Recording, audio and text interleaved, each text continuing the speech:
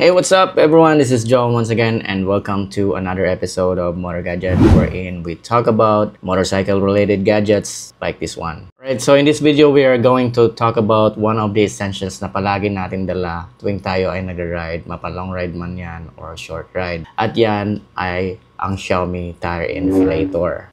Ilang beses na tayong natulungan ng gadget na to, pati na rin yung mga kasama natin sa mga aberya na na-experience natin sa daan. Isa ito sa mga essential na highly recommended na dapat meron ka sa tuwing ikaw ay nagra-ride. Kung nagbabala kang bumili ng tire inflator na to, pag-uusapan natin sa video na to ang differences between the 1S and the 2S version at kung ano ang mas magandang bilhin compared sa dalawa. Of course, sa una pa lang, version 2 na agad, di ba? Kasi syempre, upgraded na yon usually ng version 1. In that case, I would say upfront na tama, 2S version. At ito yung mga rason kung bakit yung 2S version ang mas magandang bilhin as compared to the 1S version. Now, mabilis lang i-operate yung ganitong klaseng tire inflator. Ang kailangan mo lang gawin is i-pull mo yung hose na to and then it automatically turns on. Tapos kapag naset mo na, you can manually set yung tire pressure na gusto mo or meron na rin siya mga preset dito na pwede mong pagpilian. Pagka napili mo na yung preset na gusto mo or naset mo na yung pressure, kailangan mo lang is piniton itong gitnang part. Both function the same para mag-inflate.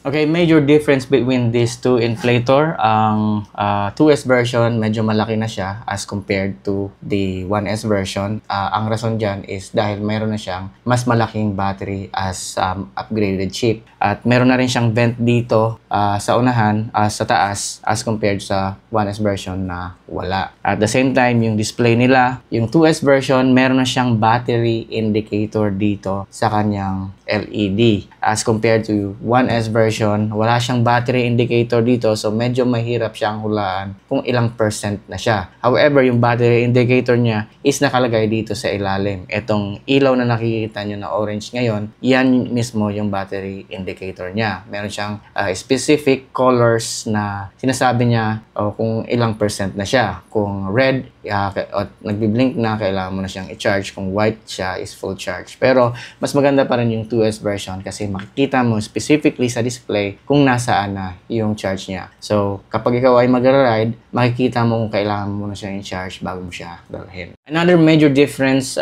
between these two is itong charging port niya. Yung 1S version or yung lumang version is using the mini USB charger, while itong 2S version naman is using the USB Type-C charger, which is a major difference kasi para sa akin, most of my devices I am using the USB Type-C charger na. So, hindi ko na kailangan magdala ng another charger in order for me to charge this device if needed. Another major difference between the two is itong 2S version kasama na ang ganitong klaseng adapter na nakakatulong siya para doon sa mga mahirap abutin na mga pito pag ikaw ay nag-i-inflate. Yung 1S version walang ganito, so kailangan ko pang baluktutin yung aking pito para ko lang siya ma-inflate. And when it comes to price ranges naman, depende sa seller makikita nyo online, but based on na-check natin, yung 1S version, it costs around 1,400. Yun yung pinaka-lowest na nakita natin. Ewan ko kung meron pang mas lower than that. Yung 2S version naman, it costs around 1,550. So, ang difference lang is around 150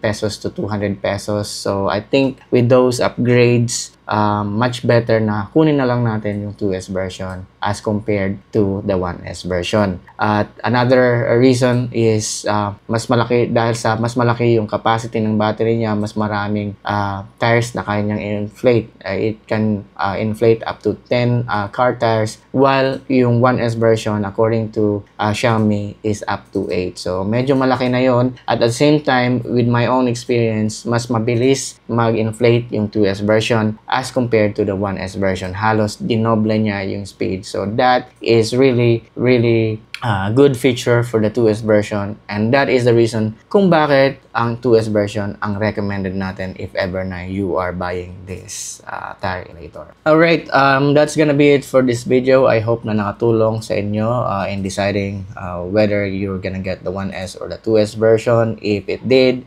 please make sure to give this video a thumbs up, and again, if you are interested in motorcycle related contents, travel and gadgets, please make sure to subscribe to this channel. Thank you. I'll see you again on the next one.